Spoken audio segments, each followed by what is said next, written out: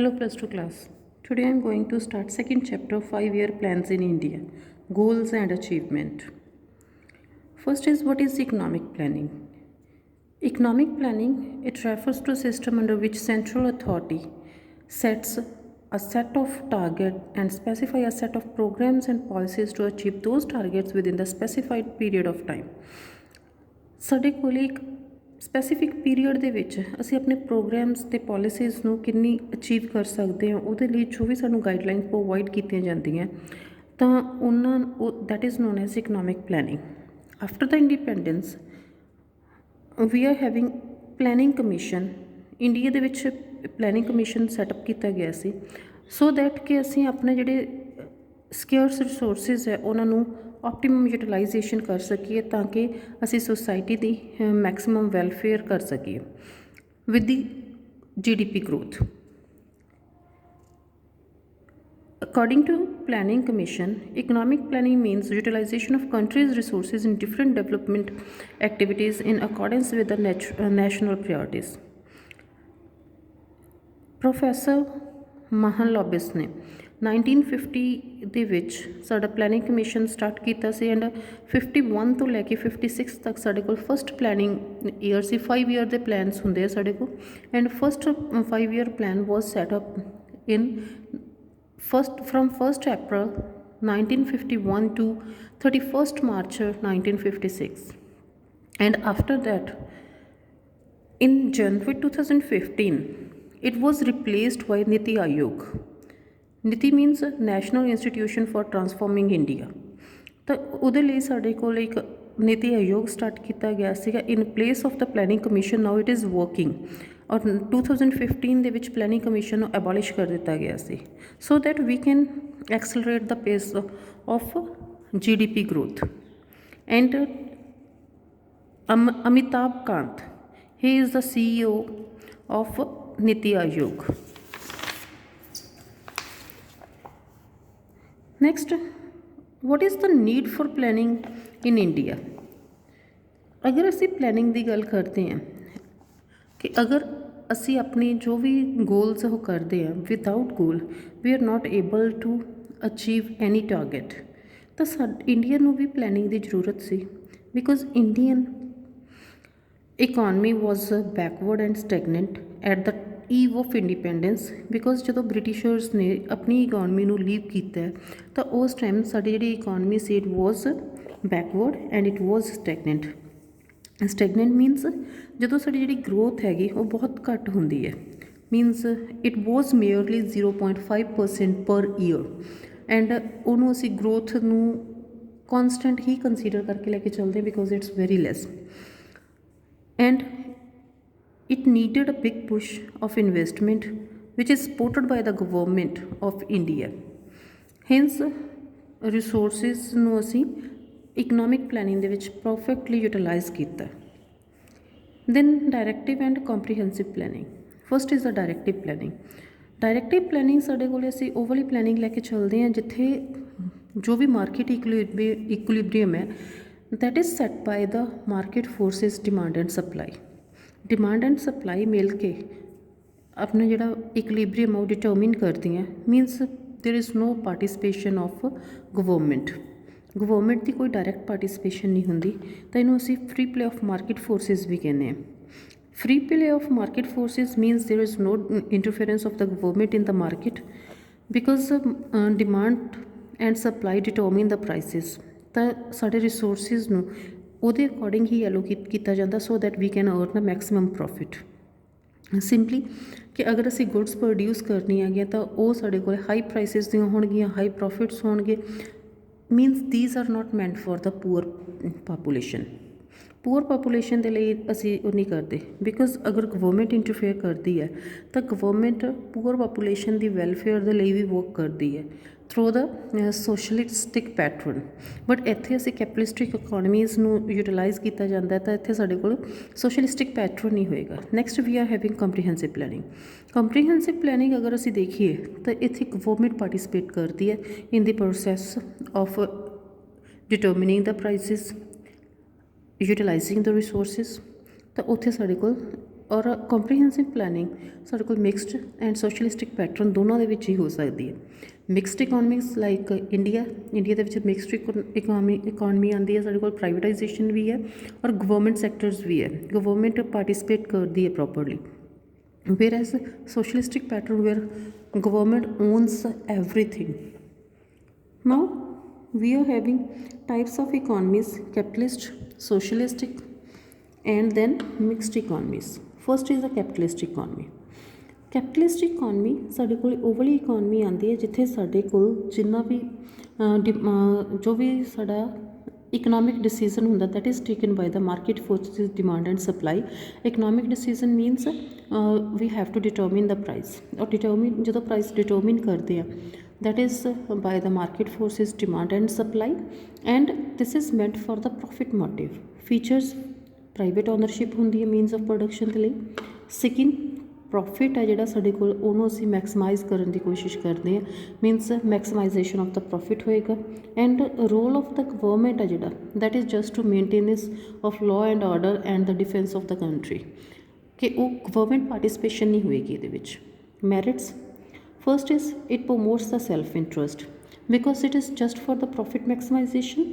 And profit ਜਦੋਂ ਵੀ ਅਸੀਂ ਮੈਕਸੀਮਾਈਜ਼ ਕਰਦੇ ਤਾਂ ਸੈਲਫ ਇੰਟਰਸਟ ਦੇ ਲਈ ਸਾਨੂੰ ਜਦੋਂ ਪ੍ਰੋਫਿਟਸ ਜ਼ਿਆਦਾ ਹੋਣਗੇ ਤਾਂ ਅਸੀਂ ਵਰਕ ਵੀ ਜ਼ਿਆਦਾ ਕਰਨ ਦੀ ਕੋਸ਼ਿਸ਼ ਕਰਦੇ, ਕਿਉਂਕਿ ਸਾਨੂੰ ਪਤਾ ਹੈ ਕਿ ਜਿੰਨਾ ਕੰਮ ਕਰਨਾ ਹੈ ਤਾਂ ਉਹ ਸਾਡੇ ਪ੍ਰੋਫਿਟ ਨੂੰ ਮੈਕਸੀਮਾਈਜ਼ ਕਰੇਗਾ। Second, maximise the profit. And third, it accelerate the growth process, means ਸਾਡੀ GDP ਹੈ ਜਿਹੜੀ ਫਾਸਟਰ ਰੇਟ ਦੇ ਉੱਤੇ ਗਰੋ ਕਰਦੀ ਹੈ। We are having some demerits too. First, ਕਿ ਇੱਥੇ ਜਿਹੜਾ ਕੋਲੈਕਟਿਵ ਇੰਟਰਸਟ ਹੈ, collective interest means interest of the society, ਉਹਨੂੰ ਇਗਨੋਰ ਕਰ ਦਿੱਤਾ ਜਾਂਦਾ ਹੈ। ਸਿਰਫ ਉਹੀ ਗੁੱਡਸ ਪ੍ਰੋਡਿਊਸ ਕੀਤੀਆਂ ਜਾਂਦੀਆਂ ਸੋਸਾਇਟੀ ਦੇ ਵਿੱਚ ਪ੍ਰੋਵਾਈਡਸ ਹਾਇਰ ਪ੍ਰੋਫਿਟਸ। ਤਾਂ ਇੱਥੇ ਜਿਹੜੇ ਪੂਅਰ ਪੀਪਲ ਹੈ, ਪੂਅਰ ਪੀਪਲ ਨੂੰ ਡੈਪਰੀਵੇਟ ਕੀਤਾ ਜਾਂਦਾ, ਮੀਨਸ ਦੇ ਸਫਰ ਡੈਪਰੀਵੇਸ਼ਨ, ਮੀਨਸ ਕਿ ਉਹਨਾਂ ਨੂੰ ਧਿਆਨ ਨਹੀਂ ਦਿੱਤਾ ਜਾਂਦਾ, ਨਿਗਲੈਕਟ ਕੀਤਾ ਜਾਂਦਾ, even though some time they are exploited too. And there is growth without social justice. And social justice ਸਾਡੇ ਕੋਲ ਕੀ ਆਉਂਦਾ ਕਿ ਜਦੋਂ ਅਸੀਂ equitable distribution of income and wealth ਦੀ ਗੱਲ ਕਰਦੇ ਹਾਂ, equitable according to the work whatever we are having, ਤਾਂ ਉਹਦੇ ਹਿਸਾਬ ਦੇ ਨਾਲ ਜਦੋਂ ਅਸੀਂ ਕੰਮ ਕਰਦੇ ਹਾਂ। Second, we are having socialistic pattern of the economy. Socialistic pattern ਦੇ ਵਿੱਚ ਅਸੀਂ ਕਲੈਕਟਿਵ ਇੰਟਰਸਟ ਦੀ ਗੱਲ ਕਰਦੇ ਹਾਂ, means ownership of the means of production is with the government, central authority ਦੇ ਕੋਲੇ ਹੁੰਦੀ ਹੈ, so that we can do maximum social welfare.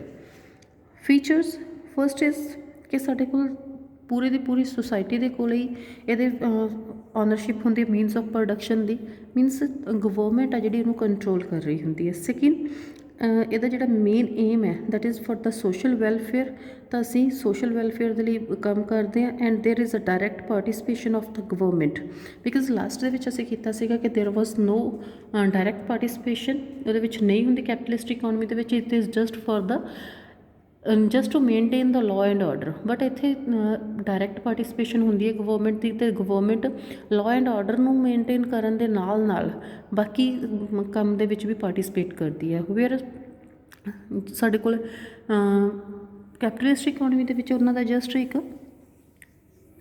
Law and order ਨੂੰ ਹੀ ਮੇਨਟੇਨ ਕਰਨ ਦੇ ਲਈ ਵਰਕ ਕਰ ਰਹੀ ਹੁੰਦੀ ਹੈ। ਦੈਨ ਮੈਰਿਟਸ: ਫਸਟ, ਜਦੋਂ ਅਸੀਂ ਸੋਸ਼ਲਿਸਟਿਕ ਪੈਟਰਨ ਦੀ ਗੱਲ ਕਰਦੇ ਹਾਂ ਤਾਂ ਸਾਡੇ ਕੋਲ ਇਕੁਐਲਿਟੀ ਹੈ ਜਿਹੜੀ ਉਹਨੂੰ ਅਚੀਵ ਕੀਤਾ ਜਾਂਦਾ ਹੈ, means equality in the distribution of the income. Second, ਸਾਡੀ ਜਿਹੜੀ ਗਰੋਥ ਪ੍ਰੋਸੈਸ ਉਹ ਇਨਕਲੂਸਿਵ ਹੁੰਦੀ ਹੈ, and it is based on the principle of the social justice. ਅਗਰ ਅਸੀਂ ਡੀਮੈਰਿਟਸ ਦੀ ਗੱਲ ਕਰਦੇ ਹਾਂ, because here we lack the self interest ਨਹੀਂ ਹੁੰਦਾ, ਅਸੀਂ ਸੋਸ਼ਲ ਇੰਟਰਸਟ ਦੀ ਗੱਲ ਕਰਦੇ ਹਾਂ। ਤਾਂ ਜਦੋਂ ਸੋਸ਼ਲ ਇੰਟਰਸਟ ਹੁੰਦਾ ਹੈ ਤਾਂ ਸਾਡੀ ਜਿਹੜੀ GDP ਗਰੋਥ ਹੈ ਉਹ ਬਹੁਤ ਘੱਟ ਹੁੰਦੀ ਹੈ, because here we are doing the work for the social welfare. ਔਰ ਇੱਥੇ ਅਸੀਂ ਇਕੁਇਟੀ ਐਂਡ ਜਸਟਿਸ ਦੀ ਗੱਲ ਕਰਦੇ ਹੈਗੇ। ਇਕੁਇਟੀ ਐਂਡ ਜਸਟਿਸ ਮੀਨਸ ਇਹ ਸਭ ਤੋਂ ਵੱਡੀ ਡੀਮੈਰਿਟ ਬਣ ਜਾਂਦਾ ਹੈ। And some economies they have turned their society from socialistic pattern to capitalist economy ਜਾਂ ਮਾਰਕੀਟ ਇਕੋਨਮੀਜ਼ ਜਾਂ ਕੰਟਰੋਲਡ ਇਕੋਨਮੀਜ਼ ਦੇ ਵਿੱਚ ਉਹਨਾਂ ਨੇ ਆਪਣੇ ਆਪ ਨੂੰ ਟਰਨ ਕੀਤਾ, like Soviet Union and China. Next, we are having mixed economy. Well known example ਸਾਡੇ ਕੋਲ ਆਉਂਦੀ ਹੈ ਇੰਡੀਆ। ਅਸੀਂ ਜ਼ਿਆਦਾਤਰ ਜਿਹੜੀਆਂ ਇਕੋਨਮੀਜ਼ ਹੈਗੀਆਂ ਉਹ ਬਹੁਤ ਸਾਰੀਆਂ ਇਕੋਨਮੀਜ਼ ਮਿਕਸਡ ਇਕੋਨਮੀ ਜਿਹੜਾ ਉਹਨੂੰ ਯੂਜ਼ ਕਰਦੀਆਂ, because it's a system where public and the private both are participating here. Public social welfare ਦੇ ਲਈ ਕੰਮ ਕਰ ਰਹੀ ਹੈ, ਜਦਕਿ ਪ੍ਰਾਈਵੇਟ ਸੈਕਟਰ ਹੈ ਜਿਹੜਾ that is working for the profit maximisation. ਅਤੇ ਇੱਥੇ ਦੋਨੋਂ ਹੀ ਉਹਨਾਂ ਨੂੰ ਬੈਲੈਂਸ ਕਰਕੇ ਚੱਲਿਆ ਜਾਂਦਾ ਸੋ ਦੈਟ ਅਸੀਂ ਸੋਸ਼ਲ ਜਸਟਿਸ ਵਿਦ ਇਕੁਇਟੀ ਅਸੀਂ ਉਹਨੂੰ ਅਟੇਨ ਕਰ ਸਕੀਏ ਐਂਡ ਗਰੋਥ ਹੈ ਜਿਹੜੀ ਇਕੋਨਮੀ ਦੀ ਉਹਨੂੰ ਵੀ ਫਾਸਟਰ ਕਰ ਸਕੀਏ। Some features are given here. First is means of production ਹੈ ਜਿਹੜੇ ਉਹ ਪ੍ਰਾਈਵੇਟ ਓਨਰਸ਼ਿਪ ਦੇ ਵਿੱਚ ਹੋਣਗੇ। ਸੈਕਿੰਡ ਜਿਹੜਾ ਡਿਸੀਜ਼ਨ ਹੈ ਪ੍ਰੋਡਕਸ਼ਨ ਦਾ it is owned by the government and private sector. Government social welfare ਦੇ ਲਈ ਕੰਮ ਕਰੇਗੀ, ਜਦਕਿ ਜਿਹੜਾ ਪ੍ਰਾਈਵੇਟ ਸੈਕਟਰ ਹੈ that is for the profit maximisation and ਦੋਨੋਂ ਹੀ ਪਾਰਟੀਸਪੇਟ ਕਰਦੇ ਆ। ਮੈਰਿਟਸ ਬਿਕੋਜ਼ ਇੱਥੇ ਸੋਸ਼ਲ ਇੰਟਰਸਟ ਵੀ ਹੈ ਅਤੇ ਸੈਲਫ ਇੰਟਰਸਟ ਵੀ ਹੈ, ਤਾਂ ਸਾਡੇ ਕੋਲ ਦੋਨਾਂ ਨੂੰ ਲੈ ਕੇ ਅਸੀਂ ਜਦੋਂ ਵਰਕ ਕਰਦੇ ਹੈਗੇ ਤਾਂ ਇਕੁਐਲਿਟੀ ਹੈ ਜਿਹੜੀ ਉਹ ਪ੍ਰਮੋਟ ਹੁੰਦੀ ਹੈ, ਵਿਚ ਇਜ਼ ਬੇਸਿਕ ਥਿੰਕ ਕਿ ਇਕੁਐਲਿਟੀ ਨੂੰ ਪ੍ਰਮੋਟ ਕਰਨਾ ਸਭ ਤੋਂ ਜ਼ਿਆਦਾ ਜ਼ਰੂਰੀ ਹੈ। ਬਿਕੋਜ਼ ਗਵਰਨਮੈਂਟ ਹੈ ਜਿਹੜਾ it AIIMS at the social welfare and private sector work ਕਰ ਰਿਹਾ ਹੁੰਦਾ ਫॉर ਪ੍ਰੋਫਿਟ ਮੈਕਸੀਮਾਈਜੇਸ਼ਨ। ਦੈਟਸ ਵਾਈ ਸਾਡੀ ਜਿਹੜੀ GDP ਗਰੋਥ ਹੈ ਉਹਨੂੰ ਇਨਕਰੀਜ਼ ਕੀਤਾ ਜਾ ਸਕਦਾ ਹੈ। Next we are having demerits because government sector ਆਉਂਦਾ ਹੈ। Government sector it leads to corruption, low efficiency and ਸਾਡੇ ਕੋਲ ਪਿਲਫਰੇਜਸ ਜਿਹੜੇ ਉੱਥੇ ਲੂਪਹੋਲਸ ਹੁੰਦੇ ਆ ਸਾਡੇ ਕੋਲ ਗਵਰਨਮੈਂਟ ਸੈਕਟਰ ਦੇ ਉਹ ਇੱਥੇ ਹੈਵੀ ਹੋ ਜਾਣਗੇ, ਜਿਹੜੇ ਕਿ ਗਵਰਨਮੈਂਟ ਸੈਕਟਰਸ ਨੂੰ ਪ੍ਰੋਪਰਲੀ ਵਰਕ ਨਹੀਂ ਕਰਨ ਦਿੰਦਾ। Next we are having long term objectives, long period and short period goals of planning in India. Long period goals are also known as objectives of the planning ਕਿ ਸਾਡੇ ਕੋਲ 5 year plans ਆਉਂਦੇ ਆ। 5 year plan ਦੇ ਵਿੱਚ ਅਸੀਂ ਕਿਹੜਾ basic objective ਲੈ ਕੇ ਚੱਲਦੇ ਆ। whereas ਜਿਹੜਾ short period goals ਸਾਡੇ ਕੋਲ specific plans ਆਉਂਦੇ ਆ and this is known as the objective of the plans। ਅਗਰ ਸਾਨੂੰ ਵਰਡ ਉੱਥੇ ਕੁਐਸਚਨ ਆਉਂਦਾ ਹੈ ਕਿ you have to give the objectives of the planning ਤਾਂ ਅਸੀਂ ਲੌਂਗ ਪੀਰੀਅਡ ਓਬਜੈਕਟਿਵਸ ਪ੍ਰੋਵਾਈਡ ਕਰਨੇ। If it is written objectives of the plans ਤਾਂ ਸ਼ਾਰਟ ਪੀਰੀਅਡ ਜਿਹੜੇ ਓਬਜੈਕਟਿਵਸ ਹੈ ਅਸੀਂ ਉਹਨਾਂ ਨੂੰ ਸਪੈਸੀਫਾਈ ਕਰਾਂਗੇ।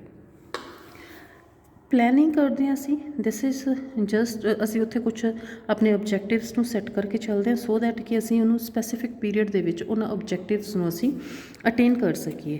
ਤਾਂ ਜਦੋਂ ਵੀ ਸਾਡੇ ਕੋਲ ਓਬਜੈਕਟਿਵਸ ਹੁੰਦੇ ਹੈਗੇ ਤਾਂ ਕੰਮ ਦੀ ਜਿਹੜੀ ਅਸੀਂ ਇਹ ਦੇਖ ਸਕਦੇ ਕਿ ਅਸੀਂ ਉਸ ਓਬਜੈਕਟਿਵ ਨੂੰ ਕਿੰਨਾ ਅਚੀਵ ਕੀਤਾ ਅਤੇ ਕਿੱਥੇ ਅਸੀਂ ਸਾਡੇ ਕੋਲ ਲੈਕ ਰਹਿ ਗਿਆ ਹੈ। First is long period goals and objectives. Long period goals ਦੇ ਵਿੱਚ ਅਗਰ ਅਸੀਂ ਲੈ ਕੇ ਚੱਲਦੇ ਹੈਗੇ ਤਾਂ ਫਸਟ ਇਜ਼ ਹੈ GDP growth। GDP growth means ਅਗਰ ਅਸੀਂ GDP means gross domestic product। gross domestic product ਨੂੰ ਇਨਕਰੀਜ਼ ਕਰਨ ਦੇ ਲਈ there is need of increase in the level of output। ਸਾਨੂੰ level of output ਨੂੰ ਇਨਕਰੀਜ਼ ਕਰਨ ਦੀ ਜ਼ਰੂਰਤ ਪਏਗੀ ਬਿਕੋਜ਼ ਜਿੰਨੀ ਪ੍ਰੋਡਕਸ਼ਨ ਜ਼ਿਆਦਾ ਹੋਏਗੀ ਉਹਦੇ ਅਕੋਰਡਿੰਗਲੀ ਸਾਡੇ ਕੋਲ flow of goods and services ਜ਼ਿਆਦਾ ਹੋਏਗਾ and it leads to economic growth.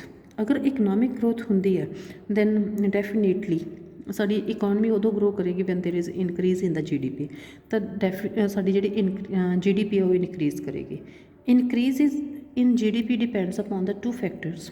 First is resource base and resource base we can say ਕਿ ਸਾਡੇ ਕੋਲ discovery of more and more resources in the country ਜਿਹਦੇ ਨਾਲ ਸਾਡਾ ਰਿਸੋਰਸ ਬੇਸ ਹੈ ਜਿਹੜਾ ਉਹ ਇਨਕਰੀਜ਼ ਕਰਦਾ ਹੈ। Second increase in the productivity.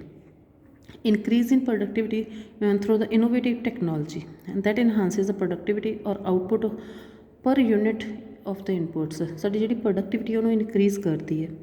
Here they have given examples like in agriculture we are using harvesters and threshers which are the sources of which raises the efficiency and productivity and these are the innovative technology or innovative ways of production। Second we are having full employment। Full employment is a situation when all the people who are able and willing to work do work and get work ਉਹਨਾਂ ਨੂੰ ਕੰਮ ਮਿਲ ਜਾਂਦਾ that is known as the at the existing wage rate।